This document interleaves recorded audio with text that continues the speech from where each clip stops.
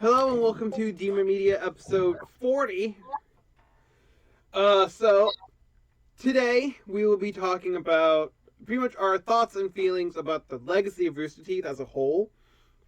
Obviously, I've had some Rooster Teeth content on my channel before, so has Jen. I'm 99% sure Lucas has had some stuff on there as well. I talk a lot about Rooster Teeth. I do. I know, shocking that we all do. But before we get into our conversation a little bit, I wanted to introduce people. So, uh, Okay, my name is Lucas Hawk. I am also the streamer known as Spartan923 from Spartan923 Gaming. Uh, I am good friends with Jen, who actually introduced me to Springy, and ever since Springy's just trying to find a way to get me into videos, and this one popped up, and I just messaged him like, "Hey, do you need people who know about Rooster Teeth? Because I've been with it since 2003." Not working for the company, but I've been a fan and a sponsor for as long as you could be one. So I've seen the ins and outs and all this, and I am bringing my insight of the show of this to the show. So, and I will pass this off to the lovely Jen. Ah, hello, everyone. I am back again. My name is Jen. Sorry, I go by Jen Period Cosplays 45, TikTok, Instagram, and YouTube. I go by she, her pronouns, and I also make Rooster Teeth related content, most famously the Ruby content over on my cosplay channel, as well as my other channel, Jen Mouse 45, just like random little skits and all of that. So thank you for having me. and I'm Springy. Shockingly, I am here. Shocking, I know. But yeah, you know me. I've been doing this forever. I've had Rooster Teeth content. We've had Demon Medias about it. We've had Demon character interviews about it. We've had a bunch of cosplayers who really enjoy the stuff that Rooster Teeth puts out. I was cosplaying some people from Rooster Teeth, like Ruby, and there was one of the achievement hunters and stuff. But other than that, so at first I'm going to ask a few questions. It will kind of work kind of like how Cosplay Tea Time does, but without the filter. uh, I can say shit. Pure Anywho. coffee, no filter. But just I will ask a question, then Lucas will go, then Jen will go, and then all that fun stuff. So, firstly, I want to ask, kind of, what was the first video program, something along those lines that you first watched from Rooster Teeth as a whole company? Well, back in my day, 2003, there was this. No, that I won't do the old man Herbert voice. So back in 2003 was the launch of the first episode of Red versus Blue, which was, and if I may give a little background on this, which was launched via server room from the Telenet company in Austin, Texas. To the point of which the main person in charge of the server came into the room, said, "Hey, we have a lot of data going off here." Bernie turned to the main computer, saw a little green light going, beep, beep, beep, beep, beep, beep, beep, beep, turned back to his boss and said, "I have no idea." That is how long. That is the first thing that got me involved with Red versus Blue. Before that, before it was even Rooster Teeth, it was known as the Drunk Tank Podcast and the Drunk Tank Gaming. So one of my friends just said, "Have you ever heard of the Drunk Tank?" And I'm like, "I've heard of the place in jail they put you when you've had too much to drink called the Drunk Tank." They're like, "No, no, no, no, no. It's this thing called a podcast." I'm like, "What's a podcast?" And they're like, "Oh, it's online. They talk about stuff. It's really funny. These guys are drunk. They talk about video game stuff." I'm like, "Okay." And so one episode I was on, they're like, "Yeah, we're gonna be launching this video." And just these drunk guys from Texas just talking about, "We're gonna be launching this video. It's gonna be funny. It's got Halo and all that. Like, it's gonna be great." And so I waited, and sure enough, popped up, and that's how I became associated with Rooster Teeth. So, Jen. Yay, sounds good. Let's see. So I was first introduced with the show Ruby, of course, RWBY, back in like early 2016, like right as Volume 3 finished. And then, started watching Volume 4, and it's than that whole thing. I just realized I have an entire an entire video on my channel about my Ruby journey, so you can definitely check that out, GenMouse45. But yeah, that was like my first like little introduction. I wasn't really in it for the company per se. I was just in it just to watch, four girls trying to be huntresses and all this and the story, getting into that fandom. However, I did watch it's like Nomad to Nowhere whenever Yeah. that first season came out. Like I really enjoyed the story. I enjoyed the art design and the characters, and I really wanted a second season because it was really well done. So yeah, that was the first like video that got me into Rooster Teeth. Yeah. I just realized I'm like the newest one, but like my newest thing is like 2015. So like not new, but newest. Oh, he's a Um, youngin. oh wait, the young in the room. Either the youngest or the oldest, never anywhere in between. Um, so first, shockingly, the other like big franchise in my brain at all times, Fast and Freddy's. I watched Gavin Free and Michael Jones play that. I I know what you. like playing like play pal, not play pals. That's something else. Yep, But like yep. It was them, Playpal. yeah. Oh, cool. Yeah, I knew it off the top of my head. I'm yeah, it so was happy. Playpal. They have so Yeah, many different things, so I had to couldn't remember them all. But yep, so I started watching them. I think it was for FNAF 2, FNAF 3, something like that. yep, yep. And it was just really fun. So I started watching them. I started watching Achievement Hunter. I was like, I'm only gonna watch videos with these two. And then I was like, okay, and with Ray. Okay, I guess I like this other guy as well. Okay, I guess I like the whole cast. Okay, I can watch, games I don't really know that well, so I started watching, Grand Theft Auto, stuff like that. And then I slowly kind of, shimmied my way to Ruby, tried to watch it on Netflix. At the time, I didn't like it. Watched it again later. Binge watched from volume 1 to 7 in like a weekend. That's where Um, but yeah, so that's pretty much my primary experience and like my beginning experiences with Rooster Teeth as a whole, because Achievement Hunter was one of the sister channels to Rooster Teeth, and one of the children channels, I guess technically. I don't know words. it Um, is technically a subsidiary. Subsidiary. Of There we go. I was thinking like sister location for FNAF, so it's like I gotta get it in there somewhere. But Mm. anywho, so the next question is, who is one of your favorite people to watch on Rooster Teeth or on one of their animated shows, one of their many, live action shows or channels or whatever? Which one is like one of your favorites? Okay, this is a bit of a list, so I try to keep it down to three. Um, I loved watching. He's no longer with the company anymore, but he was originally known as Caboose, also known as the one who drank coffee all the time, Professor Oobleck? Oobleck. Oobleck. Yeah, And it's Dr. Joel, Oobleck. yeah, yeah, Doctor Oobleck. You. Doctor. But Joel Heyman, he used to be on a show called, I think he was on Angel or Buffy. He played one of the vampires, Mhm. but he played Caboose, who was the lovable dumb idiot in Red versus Blue.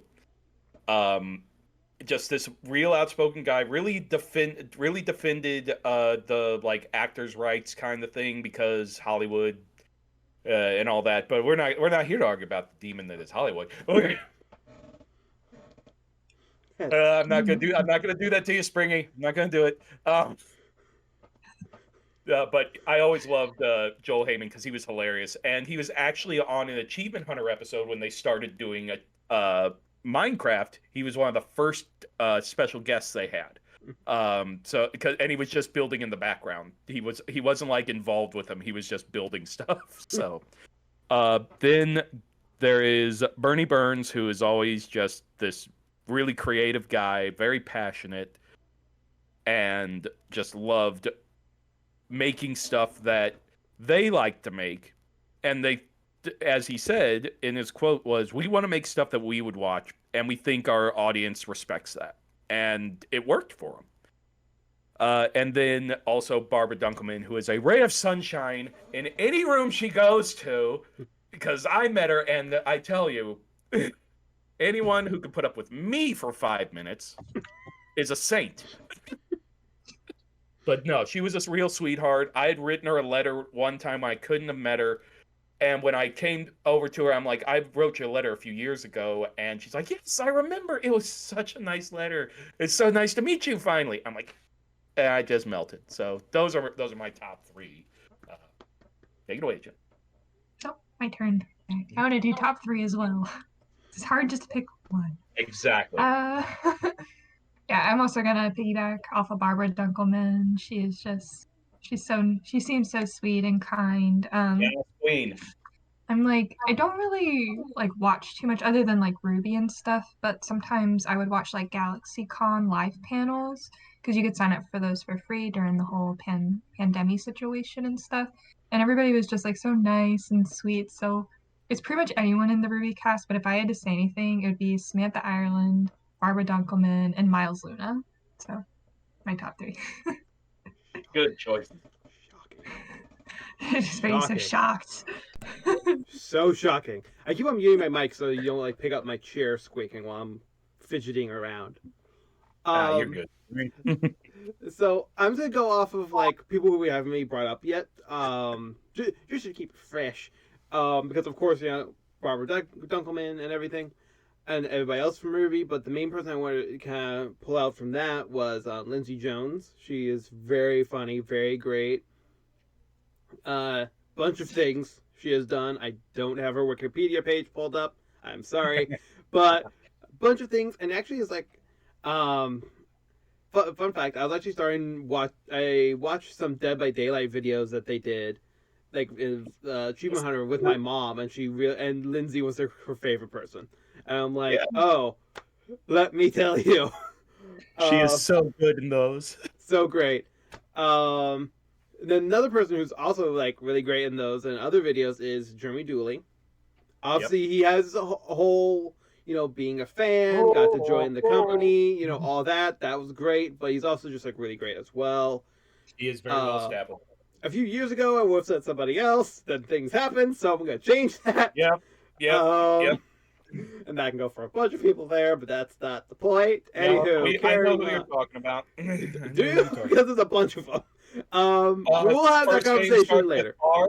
Oh yeah, but yeah. So another person I really enjoyed, and kind of, oh man, now it's hard because now it's like two fighting in my brain. One's very loud and one's very British. I'm trying to see which one I like more off the top of my head. Gavin Free and Michael Jones, like that can be considered one. Yeah, and technically, I'll let you have that as one. They count as the same person. It's fine. Yeah. Like Gavin, he also runs Slow Mo Guys, and just a duality of man that one guy can do. Just like Slow Mo Guys, he is brilliant, and then Achievement Hunter, he is a doofus. Yep. The duality of pretty much the human male. Either one or the other. It's hard to be in the middle. And don't forget the nose. And the nose, and Michael Jones as well. He is just always with those two together, mainly when Ray was around as well. In my opinion, like some of like the best comedy I've had. But pretty much like all like if we're going to like voice all of Ruby obviously, but also all of like Achievement Hunter. Like of like the golden years, I guess would be the best way of saying it. Are my personal favorites of like grouping and everything. Of course, yeah. So I already talked about who's your favorite person or who and what was your first media. What is some of your favorite? Again, we'll go with top three because picking one out of their giant catalog, and I'm gonna throw an extra thing in there. It has to be different from the person you said beforehand. Let's not just all say Ruby. We're taking Ruby off the board because it's obvious with all of us. We all love Ruby. Yeah, that's obvious. Okay, that's obvious. We'll just like take that out and say that's our imaginary fourth one off in the corner. And these aren't in order as well, So like top three favorite programmings that from Rooster Teeth, channel or show or whatever, or live stream, whatever you want to go with. Okay. Besides the agreed number one for everybody, I have to say, some of the best writing. Well, don't really. A lot of people disagree with me on this, but there was a lot of good writing in Red versus Blue. Red versus Blue is very well done for what it was, especially as it got later on. You saw them grow and get better and their technology change and all that. It was watching the actual company grow. It was beautiful to watch it. The other passion project I loved watching grow from the beginning was the birth of Achievement Hunter, which was just here's how you get this achievement. Here's how you get this achievement. Yeah, take it, Springy. But there's several things inside of Achievement Hunter you can pull from. Don't worry, you're fine.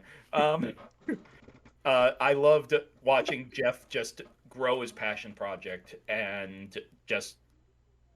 I mean, for anyone who knows like Jeff Jeff Ramsey's story, you can tell that he put a lot of love and a lot of hard work into growing that channel. Hired, fired, and hired Jack Patillo several times. And I believe he had accomplished everything he wanted with that channel, which was great. And for the third, I will have to say, I was super excited when they decided to take a launch into a mecha style show, which was Genlock, which I believe you could still check out either on What's Left of the Rooster Teeth and on HBO. I'm not sure, don't quote me on that. Oh, and Jen, you can also check out Nomad of Nowhere, I think either on Paramount or Prime, I think. But anyway, those are my three. So Achievement Hunter, Red versus Blue, and Genlock. They're all beautiful passion projects that everyone involved with them loved, respected, and just put all their heart into it. And I love them just for that. Follow that one up, Jen. I'm trying. I'm like, do the Ruby fairy tales count? That could be different. I'll accept it. I don't accept her, else then you go see Ruby Chibi afterwards. You saw through my plan. No, it's okay. Ruby Chibi, Ruby Fairy Tales, the Ruby books. Remnant. Yeah, the books. The books are so good. Everybody go read the books. The books are fantastic. Anyway. They're great anthologies. I love them. Yes, they're so good. Let me see. So other shows besides the obvious one. Definitely Nomad to Nowhere of Nowhere, like I said before. It was like a really good story. Like I was so invested and the characters were like really well done. So I think I tried like the first season of Camp Camp. I don't know why I just stopped. But I was just like, maybe it's because like I work with children and to see them like cursing and like I know it's supposed to be like satire and all this stuff, but to see it like that, I'm just like, this is not my cup of tea. So, but I'm gonna break you here for a minute, Jen. okay. That's actually how kids are at camp. I'm sorry. I'm sure. They are. I went to camp. I know that was our way of being able to swear without our parents being around. Okay. Yeah, okay. Maybe so. No, you're good. I can't really think of another show that I've watched made by Rooster Teeth. I know I've wanted to get into Red versus Blue for the longest time, but I don't know what's stopping me from watching it. But I've heard good things, I've seen good things. It's just I need to probably finish up my never-ending watch list so that I can then sit and just binge all of that. So maybe I think the final season comes out soon or something. We're planning on doing it relatively soon, I believe. Soon? Yeah. Mm-hmm. Yeah, so maybe once that comes out, I can just watch it all in one go. That's the plan. So, yep, that's all I got. Also, Jen, and then a little Locke. Ha ha ha! It's also a puzzle too. I know. Can I throw a virtual tomato, please? Preferably one that's overripe. Oh God! But cancel Springy for a dad joke. No, let's not do that. No, we're not going to do that. He's a good guy. He deserves it. He's good. He's good. Okay, so the other small thing I would say is kids are just like that at school too.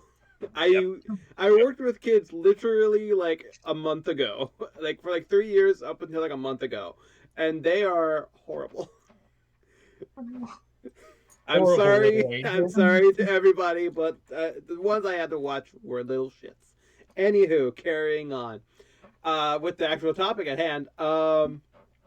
Obviously, I was gonna say Achievement Hunter Let's Play. I'm gonna say they're the same thing because they're basically the same fucking thing. Mainly now. Sub program of Achievement Hunter. Yeah, you know. I'm letting you have it, so you have It's one, fine. Springy. I have a few. I Okay. purposely made the list. So, I Immersion was a Yes. really great one. At the I've had time, the there friend wasn't really version. people doing that very often. Now we also had programs like Game Lab that Game Theory did, which is a whole other video I want to make about MatPat leafing, but that's not what we're talking about today. I have my own heartache about Okay.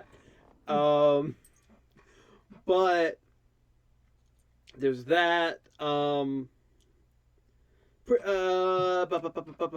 What's another thing? I had it and I lost it. Let's Play in general, obviously, really great, really great. All their programming. Yes, I took it anyway. Like Lindsay wins. Those videos are the best things ever, in my opinion. Because it's like, Lindsay, no, hit the brakes. no. Those were great. Those were great. One thing that they did that like they were putting off forever was a fucking musical episode. Yes. That was Jen. I need to send you that, but it is a musical Despite what episode. happened after that, the musical was worth the wait. It was. It definitely was. It was just like fun. It was like basically a musical about like their like Grand Theft Auto videos, basically. I'm And still in. oh god, yeah, that one. And then their Minecraft videos as well. Those are very popular. The Minecraft and the Grand Theft Auto, in my personal opinion, were the two biggest ones that they kept going back to. Oh yeah. And that's my personal opinion on that. Maybe other people would say other things. Play Pals, obviously, because I stated them earlier. Super Bunny Man. Always super fun. Um, but yeah, all those are just like super fun, and I've never walked, and this might be like a strong opinion, but I've never walked away from a Rooster Teeth video that I clicked on and didn't at least enjoy it. Were they always favorites? No, but I always enjoyed them. That's my personal piece on that. So now, since I'll probably pop up more questions in my head because I popped up those questions in the past 5 minutes. Sure. Now we're just gonna kind of go into like general discussion about. I know. I'm sorry. That's the last one I'll do. Just kind of like our Making it feelings. really hard, man. I know, right? About like our overall feelings about like the company as a whole, and like kind of like our feelings about like it shutting down, and what kind of some of our hopes are for some of these sub projects that we just talked about that we love so much. Like obviously Ruby is a big one. We talked about how Red versus Blue is going to be going to their final season. Um, other a bunch of other things as well. I heard like Camp is getting another season and that's in production or something like that.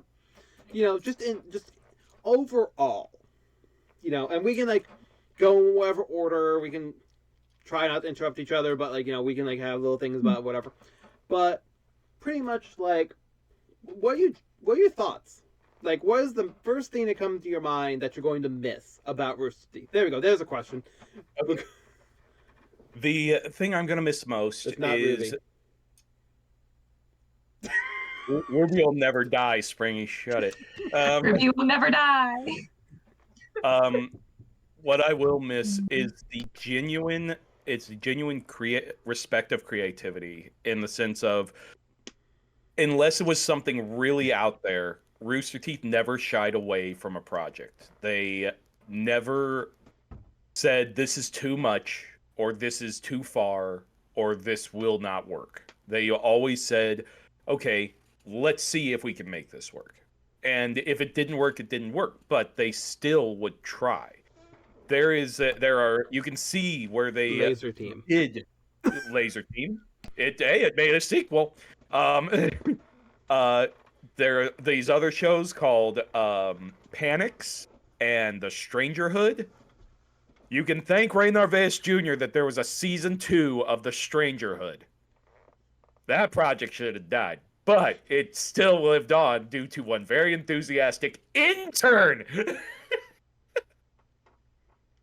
Which is why my wife loves Ray Narvaez Jr. I'm on the fence. He's okay. He's funny. He's got his thing. He's not my cup of tea because him and I both are dry delivery streamers. So I don't get him, and he probably wouldn't get me, but we're funny in our own ways. So, but other than that, it's just the genuine willingness to try and do stuff that normal media, which despite the current situation that they had to team up with like HBO and Warner Brothers and stuff like that. They used to view Netflix, Amazon, HBO all as competition. YouTube was competition. They viewed Facebook as competition. This is where it started. MySpace, Facebook, Rooster Teeth. Those were two big social media sites. And just to see it go from that model to we are now a entertainment company is just to be a part of that legacy and to witness that legacy. It will always stick around for me. So take it away, Jen. I forgot the question. Oh no. You remember it? See, now you know how I feel. Anyway, it's basically just like, what is something you're going to miss about Rooster Teeth as a whole? We're like, is there a program you're gonna miss? We're not gonna bring up Ruby because everybody knows we're gonna talk about that for an hour. But you know, is there something you're going to like miss about it? Because obviously it's going. Like, unless someone's gonna buy it up real quick, it's going. You know, their site, their store is everything is like half or higher off. So and no returns. Exactly. So because I bought a bunch of Ruby stuff from the Rooster Teeth store, and I was telling Springy about it too. I'm like, you better buy stuff now because once it's gone, and I have a feeling Still that have those banners. I'm buying all 4. Yeah, so that's the other thing too, is like worried about like collectibles and stuff. It's gonna be earrings. Sorry. Yeah, so you're good. So things I'll miss about Rooster Teeth. I don't know. I'll just miss seeing people interact.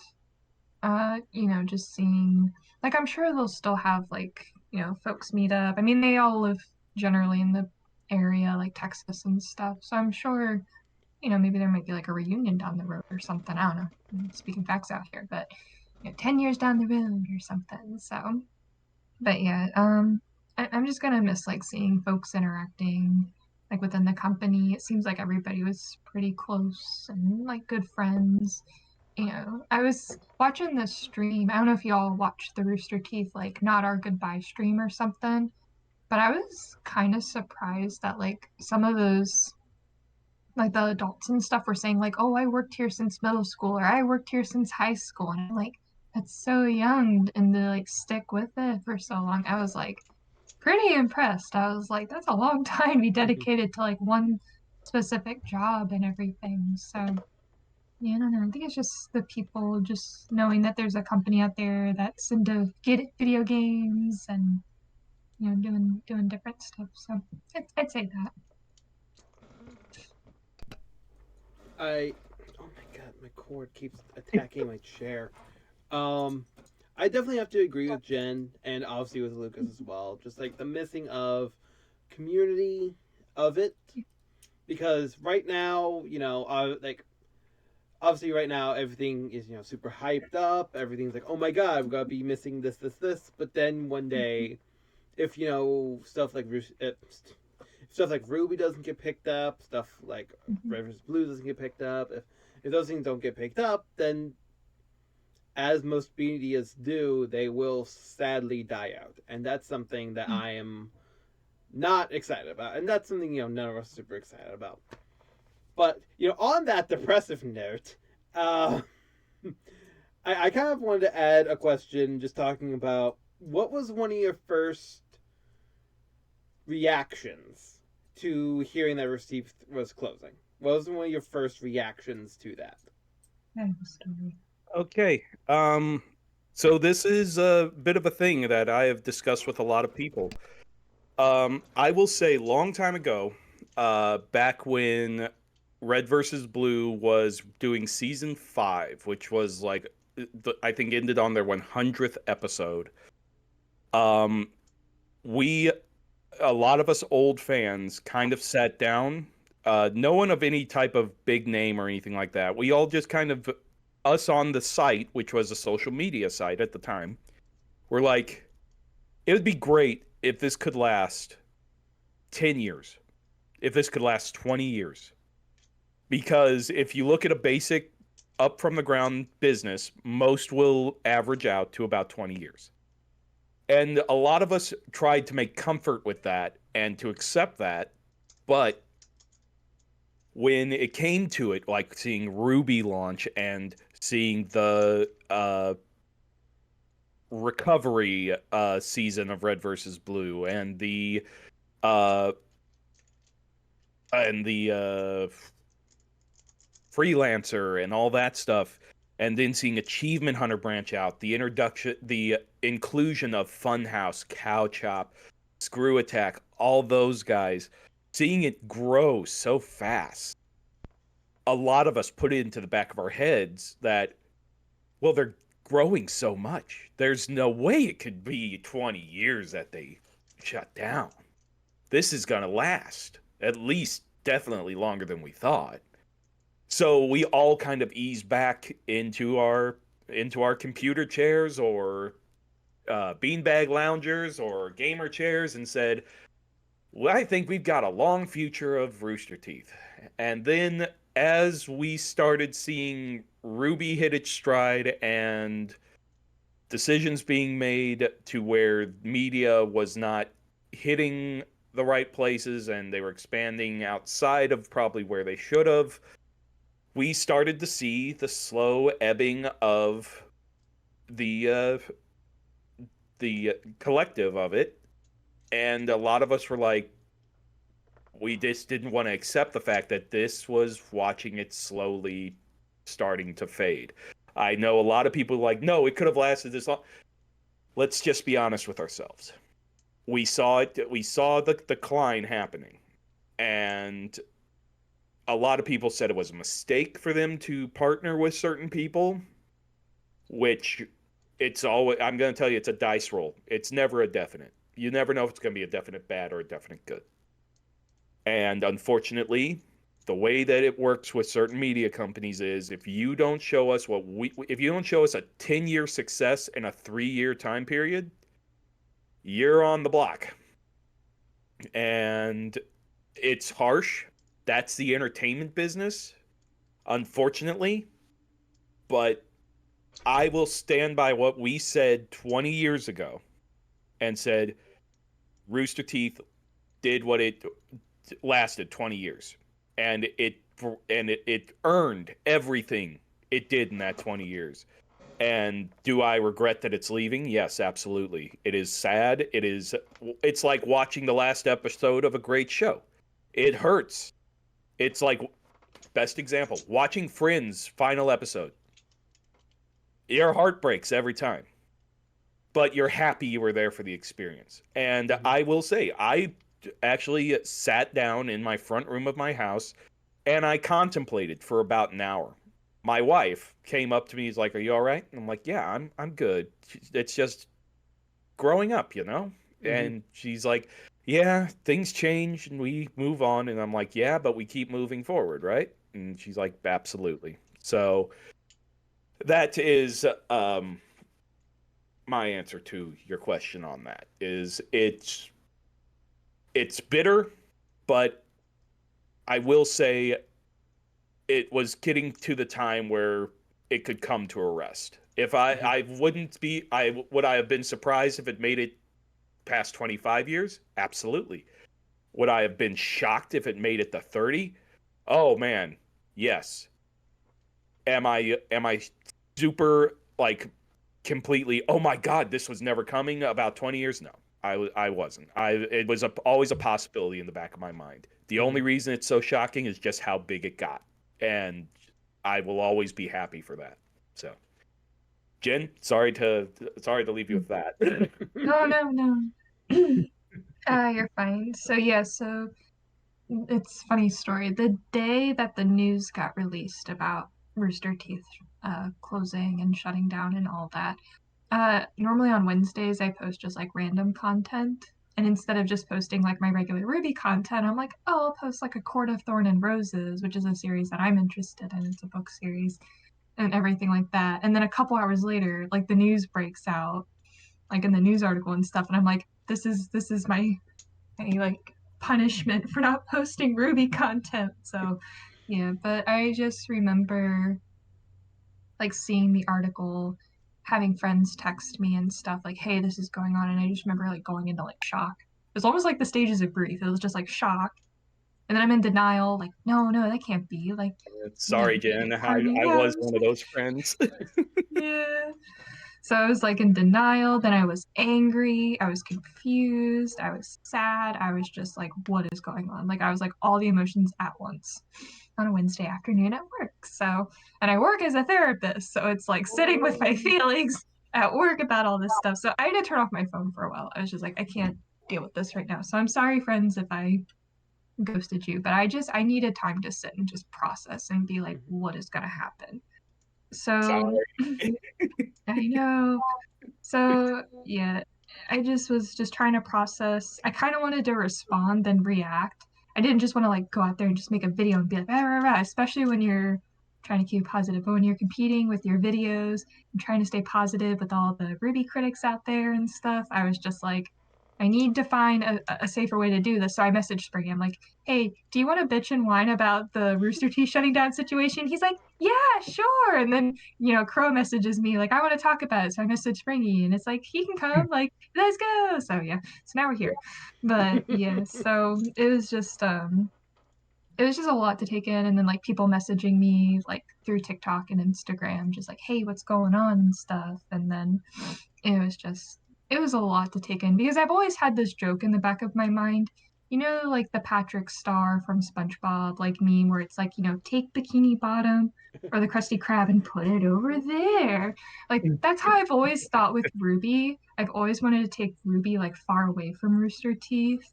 Trying not to get into the negatives, but just some like past things that happened and stuff. Mhm. Um that happened. I was just like, just take the whole Ruby show and put it over here. And then now that it's starting to shut down, it's just like, what do you do? And I knew it in my gut, like that something was gonna happen. I didn't think it was gonna happen this soon, but when the email was sent out about RTX 2024, like not gonna be a thing, like they weren't gonna host it and stuff, I was just like, it's only a matter of time until Rooster Teeth shuts down, something happens. I don't know what that was gonna be, and then it was like a couple months later, and I'm like, oh no, what did I do? But I know it's not me and stuff, but I was just like, the timing of it was just, I don't know, something in my mind was just spinning at that point. So that's I all I can say. remember when that we were thinking about this stream happening, and number one, I apologize to Jen because Oh, I was one of those people that messaged her, and oh number no, no, two, you're fine. You're fine. Close friends are always welcome to yeah, DM. but Just like I many did, people. as soon as I finished talking to Jen, she didn't even tell me about Springy or anything on that. I know Springy's a Rooster Teeth fan, and I know that and I've just kept seeing all these very dark, very mean spirited videos about Yeah. Rooster Teeth.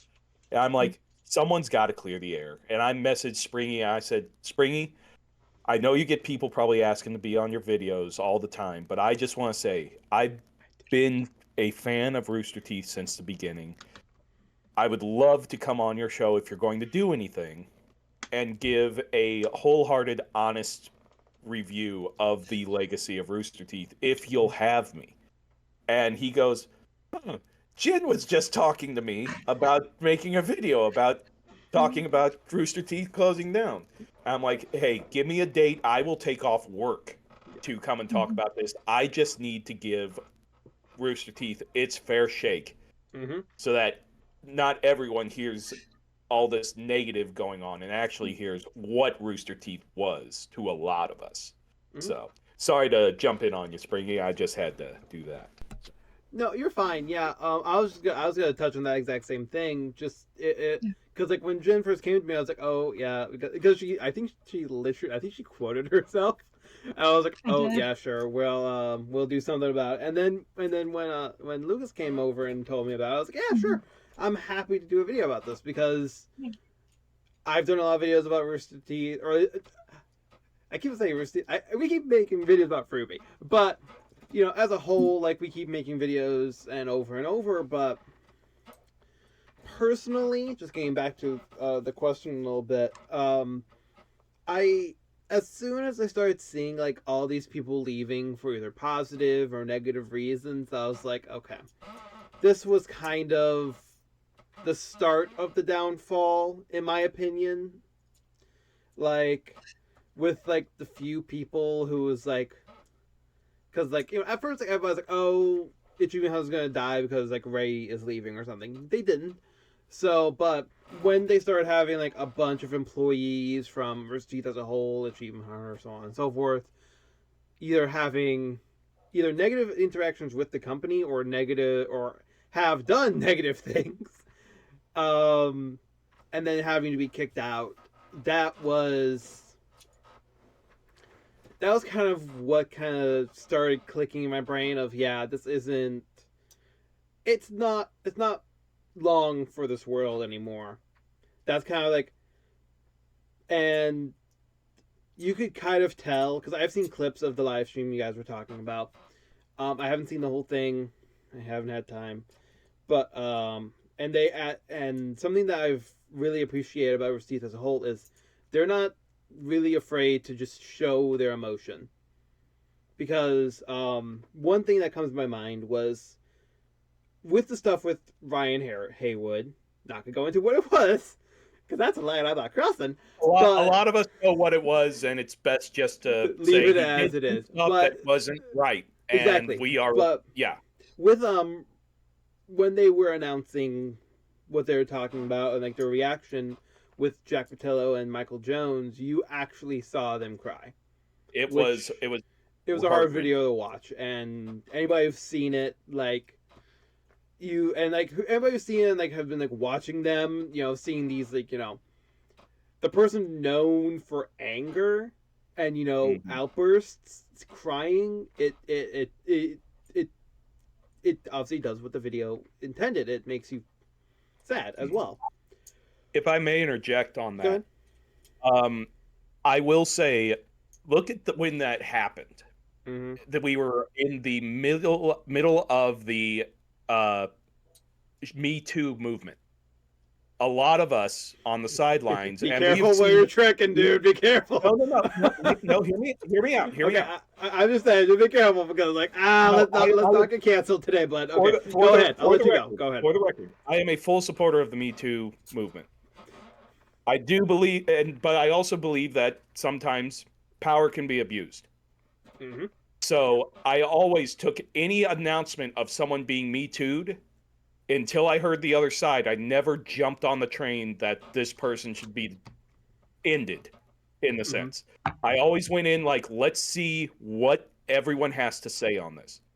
And then once everything's out there, we decide. I was willing to give Haywood a shot. But when I sat down and I watched that video with Michael and Jack, I was like, my heart broke. I was like, it's so hard because I found the guy so funny. Um, and if there was any character that I fit into, it was that character in the Mm-hmm. sense of I'm the guy who wants to go make a good video, and if someone messes up my plan, I'm the one getting mad and yelling at everybody. Mm-hmm. But when that happened, I'm like, I had such respect for this guy, and it breaks my heart that it's true. Yeah. And so, like I Yeah. said, this is not anything against the Me Too movement. It's more just Mhm. at the time, my ideal was never accuse anyone till you have the full evidence and that person gets a chance to defend themselves. Mm-hmm. This was a moment where I said, no one can, this guy cannot defend himself. He had no way to defend himself, and all the facts were true. And that's probably what hit me the hardest, is that it's real. And it shattered me. So, Yeah. don't worry, Springy, we're not getting canceled today. Thank God. Okay, but Yeah. I just joking aside, I definitely agree. Yeah. Like again, like this was like right after I started like showing my mom, the Dead by Daylight, by Let's Play and everything, and he was in a lot of those. And he was good. And He was very good. But and then like right after I was telling my mom at the time, I was like, oh yeah, he's my favorite. And then everything came out, and I was like, I just told my mom he's my favorite. Like, and then like a month later, I was like, that's the awkward conversation. Yeah. But just wrapping it back around a little bit, just about how once I started seeing that happening a lot, it wasn't shocking to me that it was on the decline. Because after that, I know I kind of stepped back away and pretty much only watched Ruby. Just because that was how I was dealing with it, but with everything else, let's that's my primary thing, and just like worried about, we all just like worried about like what's gonna happen to our favorite programming, like if Rooster Teeth is gone, or is the Let's Play Achievement Hunter channel still gonna be going on? Are they gonna be sold off? Is Ruby gonna get sold off to not Crunchyroll anymore because they stopped that for XYZ reasons? I don't even know. Or is something going to get picked up by somebody else? Is basically the hopes and prayers of that.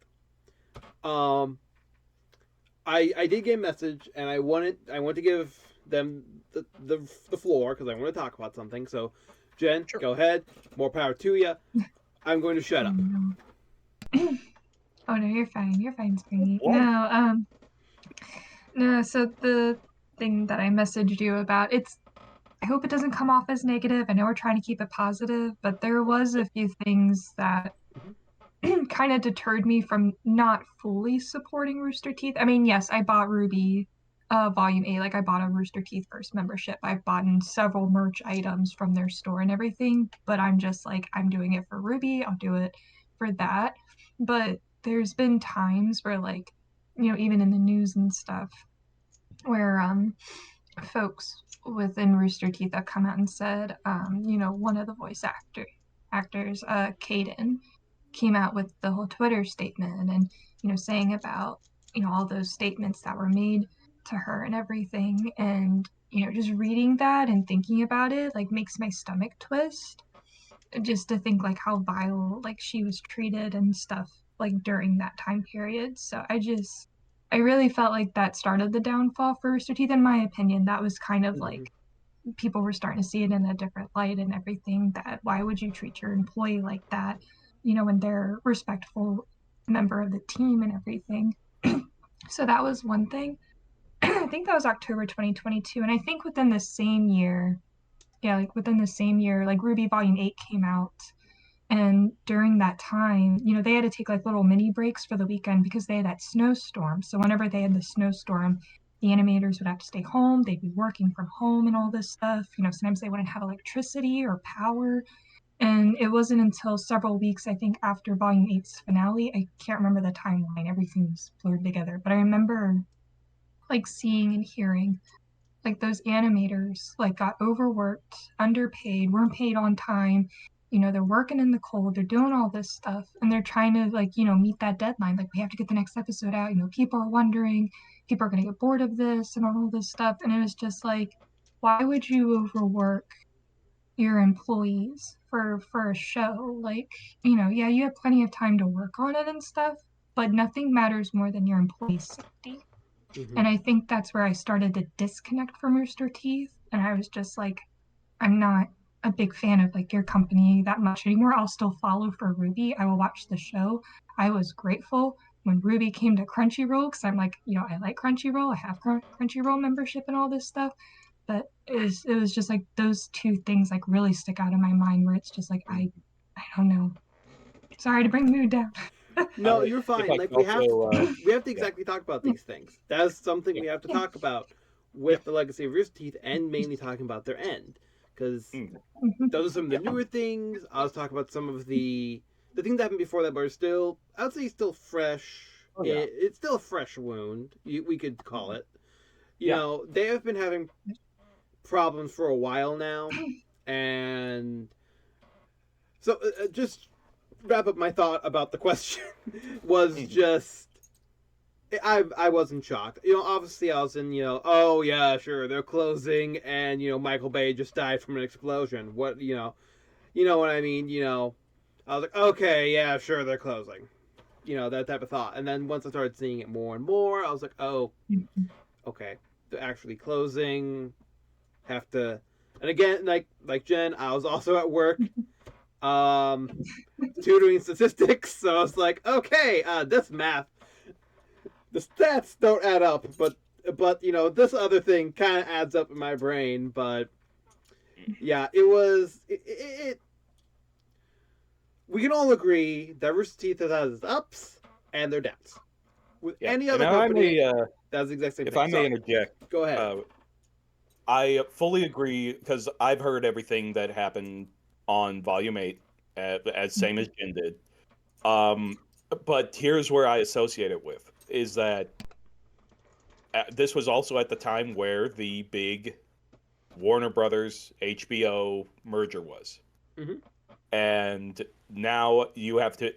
Now, I'm not saying that no one's to blame on this. What I'm saying is now you have a small company being run by a bigger company where that bigger company does not care about its smaller company. It just cares what comes out of that company.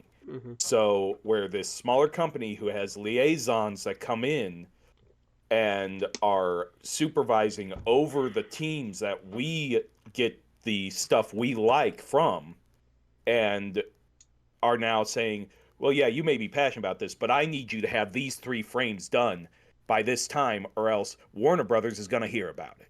Hmm. Or, sorry, I'm trying not to say companies too much, but, or so and so is going to hear about it. And then your boss is going to hear about it from me, and now your boss is going to have to decide because I don't like how you're working, is now why you're not here. Hmm. And that's just the one thing about businesses is that Rooster Teeth to me always had this very just close bonded unit, and then after it was taken over by this bigger conglomerate, it seemed like that conglomerate just got its way in and started pulling it apart, and that led to bad interactions, bad just mojo around the whole thing. And I'm not, like I said, I'm not claiming anyone is free of blame here. I am saying that when these smaller companies get taken over by companies who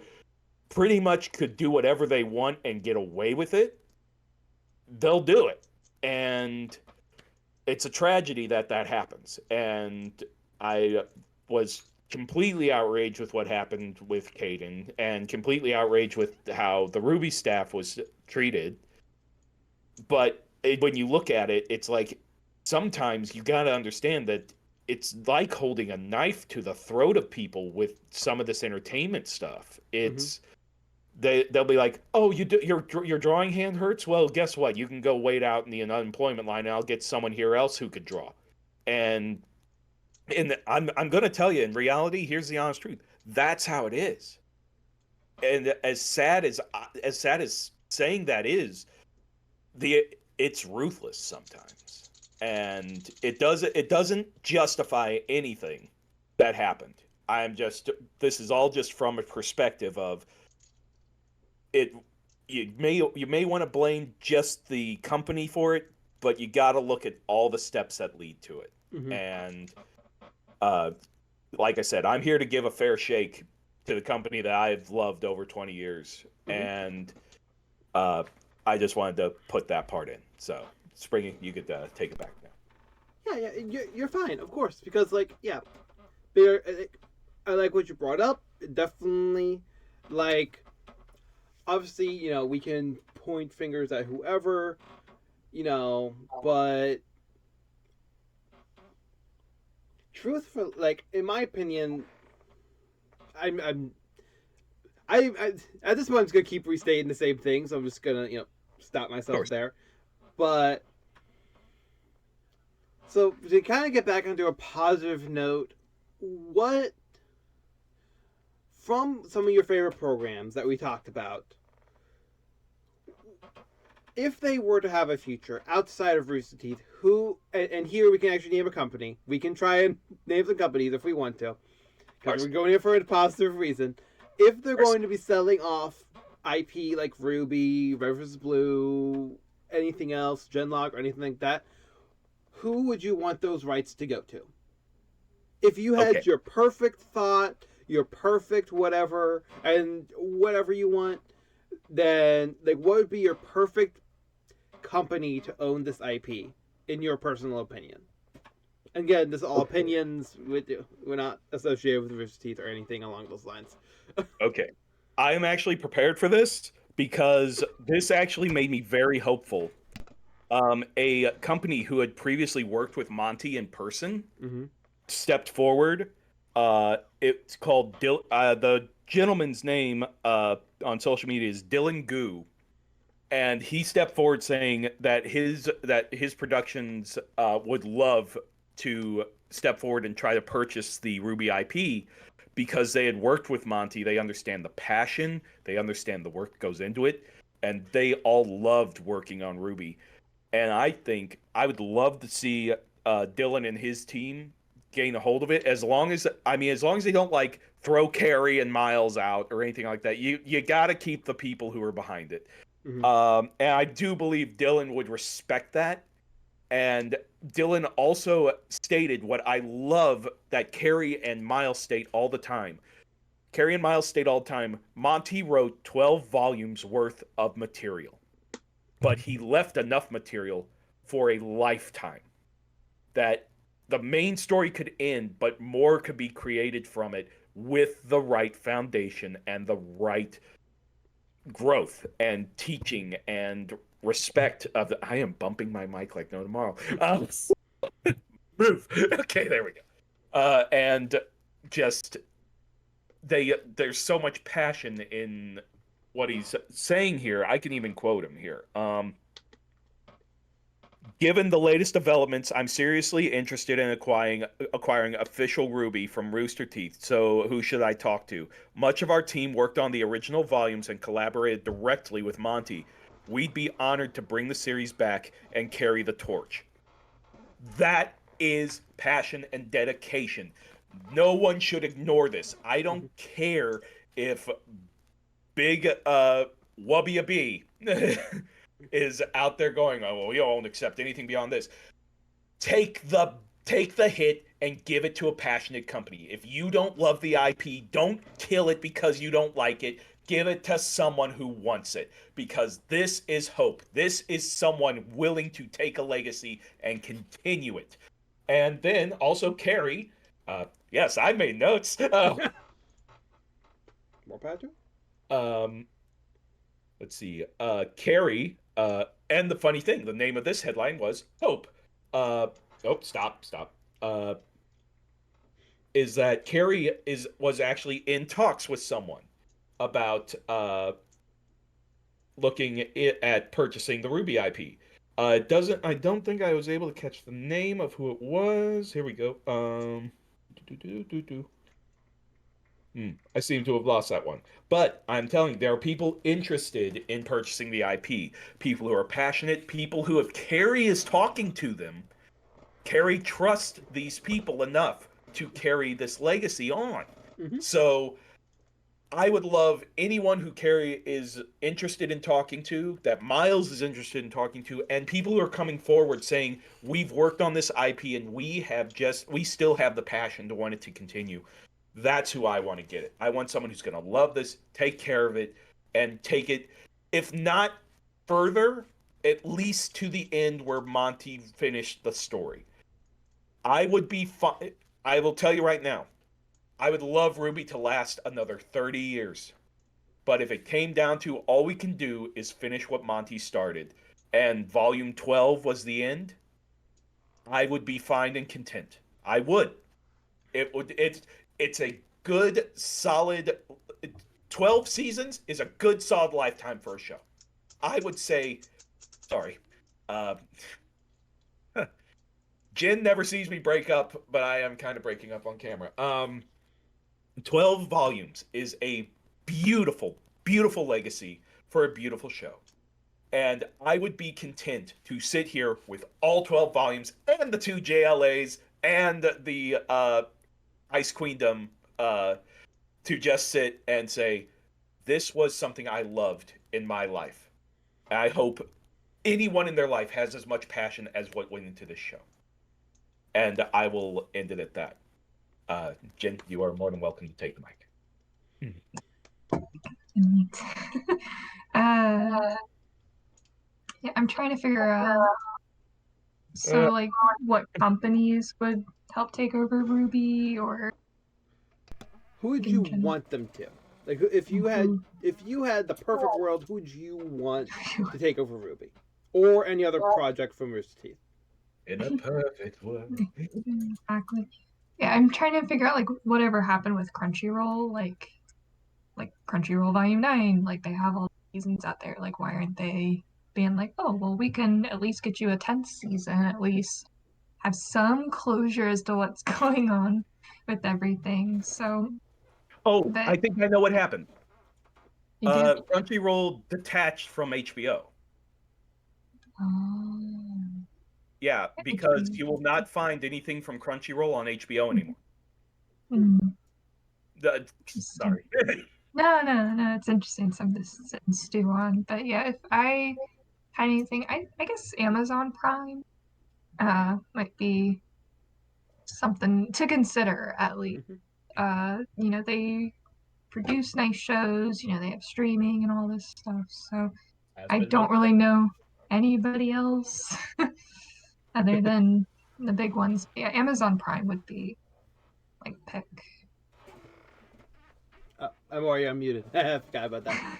Um, kind of going off of what Lucas said, and kind of going off of what Jen said. I mean, what was this? Like A24? That's the people who like A24 picked up is a yep, Has Been Hotel. they are great with independent creators. So I A24 mean, has always been great with independents. if I'm trying to pick something that haven't already been said, I would definitely say them. That'd be a good because they're good with programs that have started on YouTube and made them into a bigger production.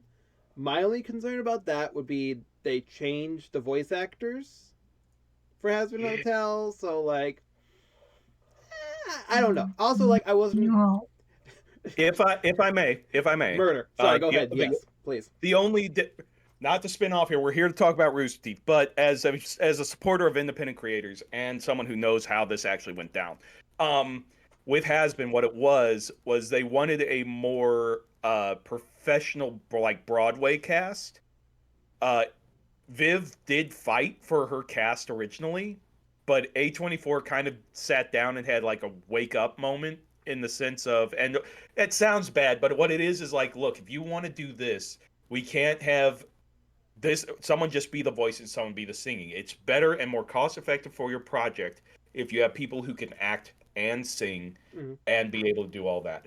So it's heartbreaking, but she did go back with the original cast, make a lovely like, hey, the show was fun, but we're moving on, but we are happy for what we had. Mm-hmm. And so she was very respectful to her original team and showed the support. I'd say if anyone was bad about it, it was the fans who were very, very mean. But I will Change say, is always hard. yes, change is hard. And Viv catches so much heck for all the work she does, but she always has the best at heart. And that's all I'm going to say on that project. So with But Rooster Teeth, mm-hmm. yeah, I'm sure that if you say these are what they're familiar with, they don't sing, they don't do anything like this, This isn't a musical. These are actors. They are professional actors who have been in Crunchyroll productions, have been in other productions as well. I think they have enough clout and enough standing that I don't think replacing the voice actors is going to be a big issue in the sense of would they just say, "Nope, your crew can't work. We need your crew. We need Yeah. our crew." So yeah. Yeah, I definitely agree with that because, like, also Ruby's been going on a lot longer. Like, since we're just calling it as it is, we're talking about Ruby. I'm sorry, Yeah, but we're back on Ruby. We're back we on Ruby. always are. But Yep.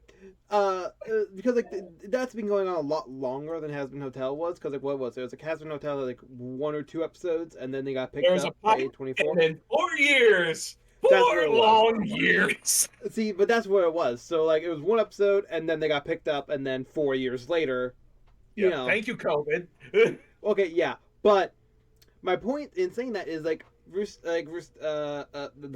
Ruby has had almost like nine volumes, which Yes. that's a whole other 9 thing of like volumes, 2 why, spin-off but that's a movies, whole and 1 other spin-off thing. show. Exactly, like they have a spin-off show. They have a whole another And Ruby technically TV. spin-off. They have like a bunch of different things with the same cast that I don't see them doing that, but that would be something that from my little bit of knowledge about the company would concern me. But also just because of where I first saw Ruby and Red versus Blue, I would also want to throw into the ring like Netflix. I know they're kind of dying out too, but go ahead, Jen. You had something to add. No, no, no. Oh I'm no, just like, Netflix, she was doing her please, cheerleader thing. please.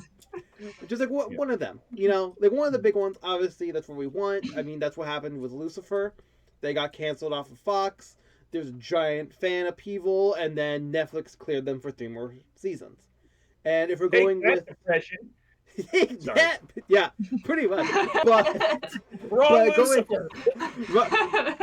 Tom Ellis Lucifer, not the nerd guy from Supergirl. The dad I aspire to be. But what I wanted to say was just the idea that Netflix can do those types of things, and if going off of what you were saying earlier, Lucas, if we only have up until the 12th volume and that's all they want to go to, then that would be 3 more seasons, and that's what Netflix usually does. Yeah, it's 3 seasons and then done. I think Not as kind of Stranger adults, Things. as much passion as we have for the series, I think all three of us could agree here that if we were able to get the last 3 seasons good, well written, full closure stories, we would be content with Ruby ending. We would. Yeah. It would be like any show leaving that you have your heart in. It would hurt, but you would be like, at least we got the end. Yeah. And at least we got our story. We have our fairy tale. That's what I we want. I want a Ruby Avengers Endgame moment. Just every single character. There's so many characters all against Salem, and the relics and The everything. forest scene Need from Avengers Age of Ultron, only Nora's Black Widow twisting in the foreground. Make it happen. Yeah. I see what I'm hearing what you mean. Don't worry. But kind of with that, with that amazing thought in mind, without going into like repeating ourselves, this is kind of gonna be kind of our final thoughts on the whole thing, and this time we can talk about Ruby, except for Jen. I'm kidding. How dare! I'm kidding. So, what is kind of like, without going to like major like repeating of yourselves, what are kind of your final thoughts just about Rooster Teeth's legacy as a whole? Okay. Bear with me because I have a Wikipedia page and zero concern of my own self-well-being. So, all right, I'm going to tell you this: the legacy of Rooster Teeth is this. It all began in 1997 with a movie called The Schedule, an independent film by a couple of college guys. 2 of them went off to work in subpar careers in film, and another one went to work for a telenetwork company. Then one guy started saying, hey, let's have a podcast where we talk about video games, but we drink the entire time. Hence, the Drunk Tank was born. And then Drunk Gaming was born. Let's play video games while we're drunk and try to get companies to give us free video games to play while we're drunk. Didn't work. Then the announcement of, what if we went into the game engine and made a show out of a video game? Hence the birth of Red versus Blue. Now, to think, all these companies are rejecting giving these guys stuff because of their name. Bernie Burns goes, well, if they don't like our name, let's change it. So due to a catchphrase from the trailer of Red vs. Blue, a phrase that, sorry, Springy, I'm gonna totally get you kicked off YouTube, cockbite, Rooster Teeth was born.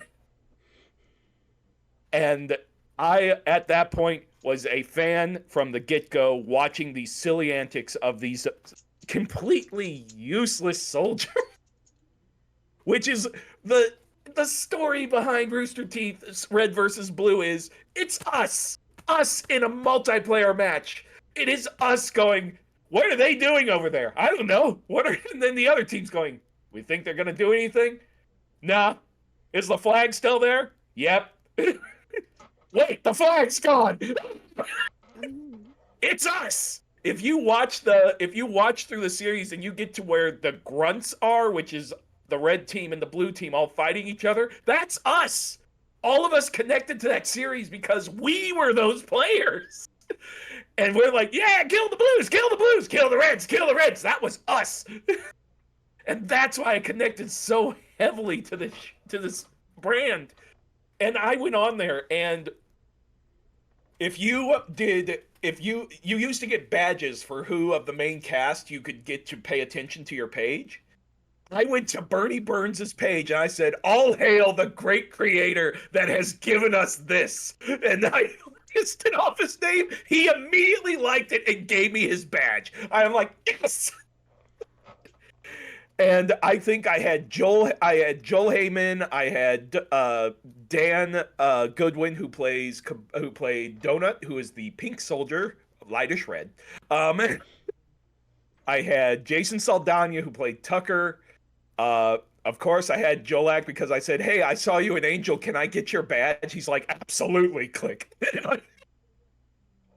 And I even had the person who played Tex, who also played Glinda. So, yeah. But during this time, it was high school. And high school for me, back in my day, in the 2000s, the year of my graduation year of 2006, 2006, 23 skidoo. Anyway, I'm seeing Jin doing the eye rolls on me here, so I'm going to continue my soliloquy. And then to see it grow over and over again, and how more and more they didn't just stick with what worked, they grew with what worked. So there's a scene where everyone's wondering, how did you make a baby alien in Halo? We want to be able to do that. How'd you do that? Did you just cut it and shrink him and put him into the game? No, we put him 10 miles away in the game, so he looks smaller. And they're like, what? They're like, there's no range in Halo. You look the same 10 miles away as you do right up at the screen. You're just smaller. There's no depth. And I was looking at it, I'm like, that's beautiful. I would go in after episodes and hear how they did it, and I would go in and recreate. I'm like, it does work. It's forced perspective. It's a constant theatrical trick. If you see the movie Elf, they use it all the time in that. Mm-hmm. Forced perspective. Same in Lord of the Rings. A lot of your hobbits, not just kids. They are grown men 10 feet away from another person. So, then, as that grew, I was waiting every month for the release of the new episodes of Red vs. Blue. Every month, just sat there waiting for it. And then Achievement Hunter came out. Jeff Ramsey's brainchild of, why don't we tell people how to get achievements? Let's do that. And of course, for me, I'm like, I hate achievements. I was from the original Xbox crew. I was like, achievements are so bogus. What the heck? Who thought this was a good idea? This is like a participation award. No. Participation awards are good, folks. Don't hang me for that. I'm just saying, oh, I walked 10 feet. Achievement. I killed 100 people. Achievement. I looked at this way in the game. Achievement. I'm like, come on. Just beep boop, beep boop, beep boop. I'm like, you guys are horrible. But anyway, then, as Legacy grew, stuff like Extra Life came along. Extra Life, and seeing what these guys would do for Dell Children's and all that was just beautiful. And then, as I am sitting in my design class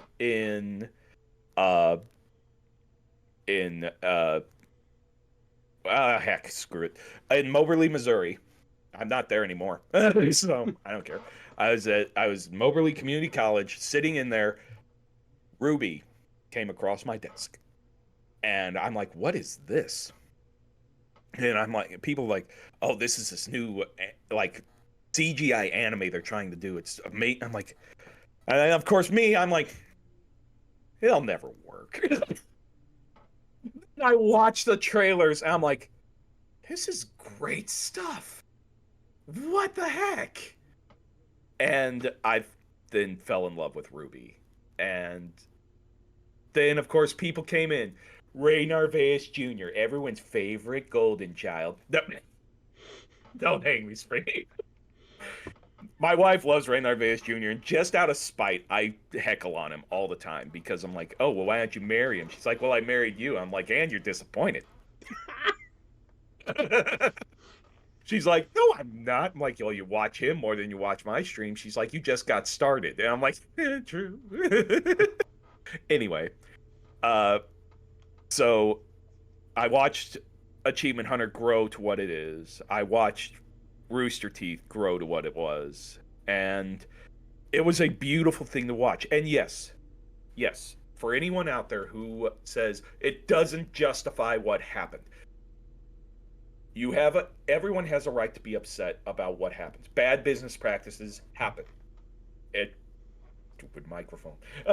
Bad business practices happen. But you have to look at the whole story.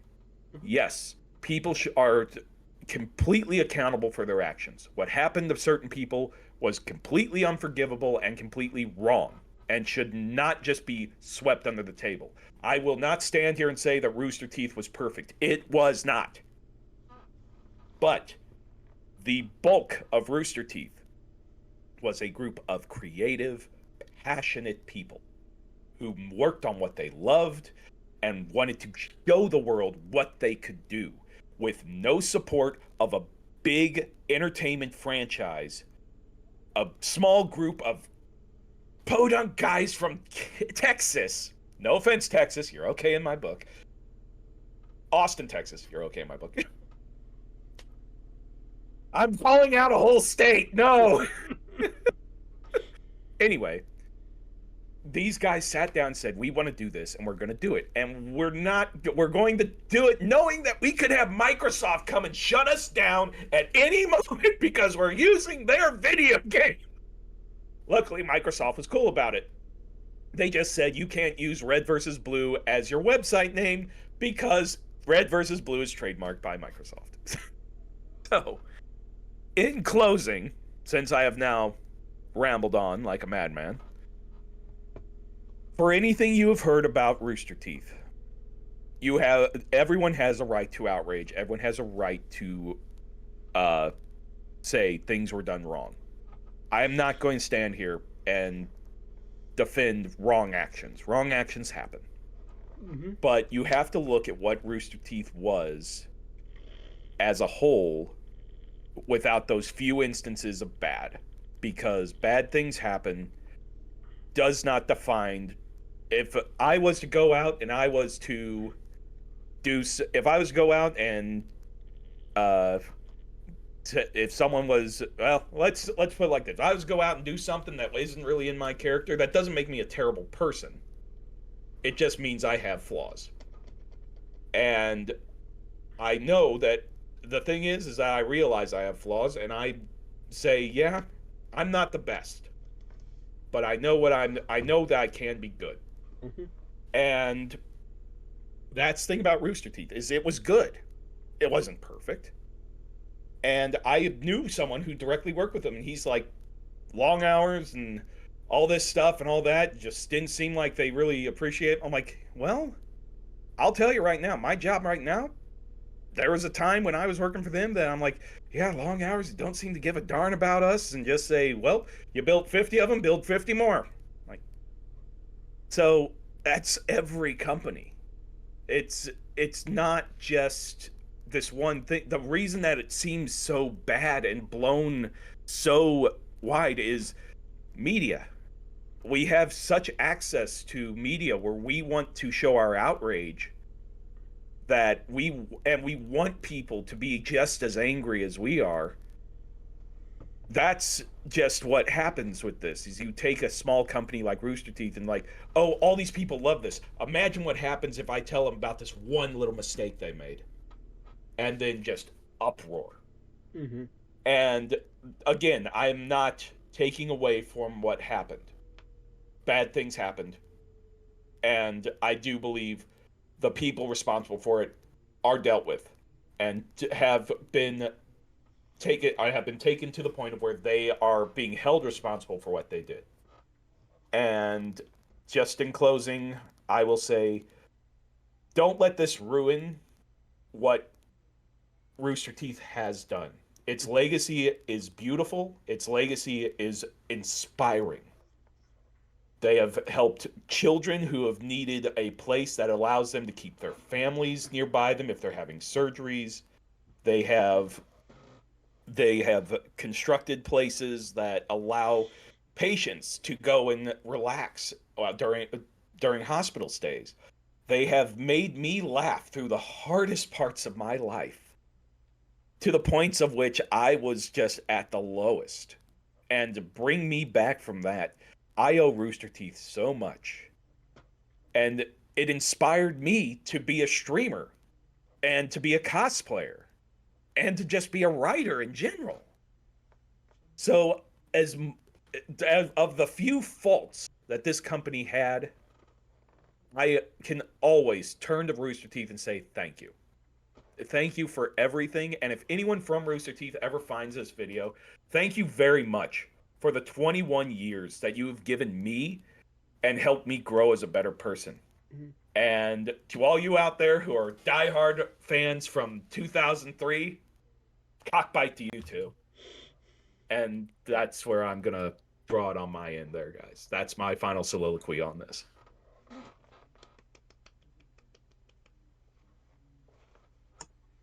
Had to mute, so. Alright, so final thoughts about. I'm probably mostly going to stick with Ruby because I already mentioned my thoughts about Rooster Teeth beforehand. So, but with Ruby, it has allowed me to express myself.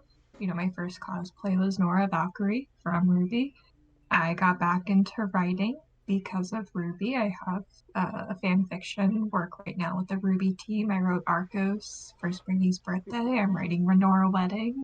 So I do the silly little crack videos. I do role playing, the character interviews. I've just done so much with like one show and one fandom, and I've been able to meet so many incredible people that I call friends and family now because of Ruby just existing. So I do want Ruby Volume 10. Oh, thanks.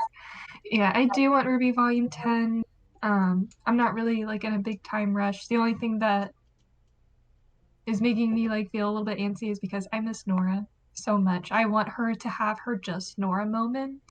And I'll probably do a separate video on why I think that's so important for her and her character development and why I have a special connection with that because there was a time in my life where I didn't know who Just Jen was, and now it's like, it's one of those things. But yeah, I'm hoping the story comes to a nice finish. It's not rushed in any way. Mm-hmm. That being said, the show has to be bought by a good, reputable company. Just something to keep in mind. Somebody who's going to treat their employees respectfully, kindly, and all this stuff. So, um, from what I've seen from like official sources, I'll get to that here in a minute, but from official sources, like the story's being written on, but they're just working on like, they just need like art and animations done. And I know that's not cheap. Like I think it costs millions of dollars just to do like volumes 8 and volume 9 and then to have the two movies. So it's definitely not cheap to do that. I already mentioned that before, the Avengers Endgame, but with grim styled fairy tales just coming at the end to defeat the Wicked Witch of the West. So yeah. Yeah, and I just want to say too, like for Ruby content creators out there, folks that I might know, keep cosplaying, keep making edits, keep making videos, your theory videos, promote the show in any way you can. Use that hashtag Greenlight Ruby Volume 10. People are Keep getting sick and moving tired of it. forward. But I have the works to make a sign, and I'm hoping to take it to 4 State Comic Con. So I won't be ready for Annapolis Comic Con, but I'll be ready for 4 State Comic Con. So hashtag Greenlight Ruby Volume 10. Um, yeah, and also too, just be kind and respectful to other content creators out there. Don't listen to the negative commentary. Try to keep it light and stuff, but just be kind and respectful. Everyone has their own opinions. Everyone has their own side of the story. Just be open and honest and being receptive to that. So, which leads me into my next piece of advice, which is don't trust secondhand sources. I usually trust Eddie, Carrie. I'll trust the official Ruby page on Twitter or Instagram. The Rooster Teeth website. During the live stream, towards the end, they said, where can folks go? They said the Rooster Teeth website will always have information as well. So, as well as like Reddits and subreddits and the Discord, if you're in the Discord. I don't have those things. I'm just saying, like, those are other things they were tossing out as well. Um, but yeah, so hopefully sometime soon, my hopes with the show Ruby is just that it'll continue where Monty wants it to go.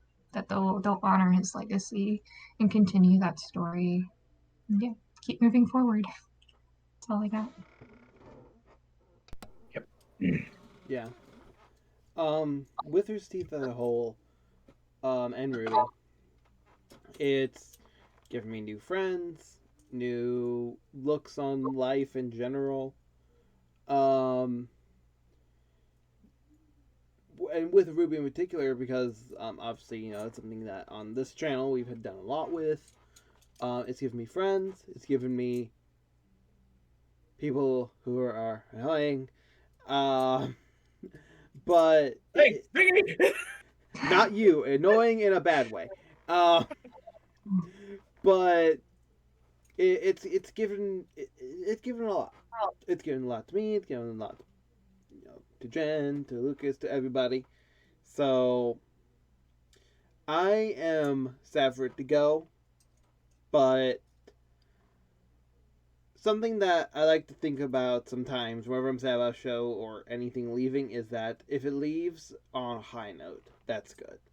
It's when it's like dying out, nobody cares anymore, and then they die out, it just gets sad.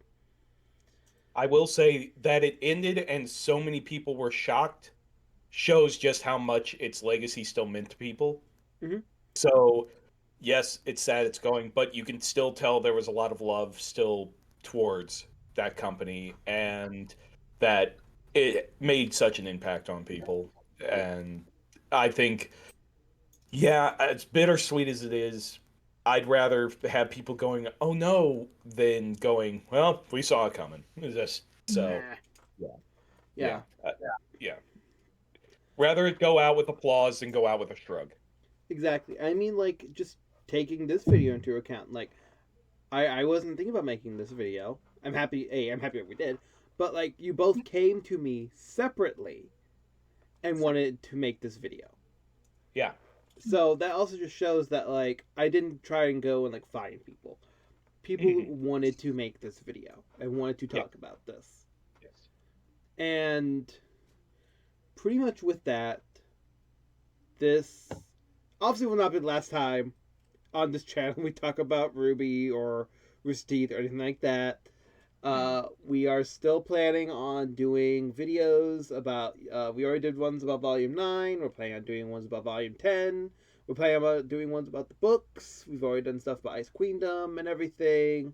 So, obviously there's still more content to come on this channel, but this is probably the last time we're going to go into in-depth conversation about this, at least until it is a done deal.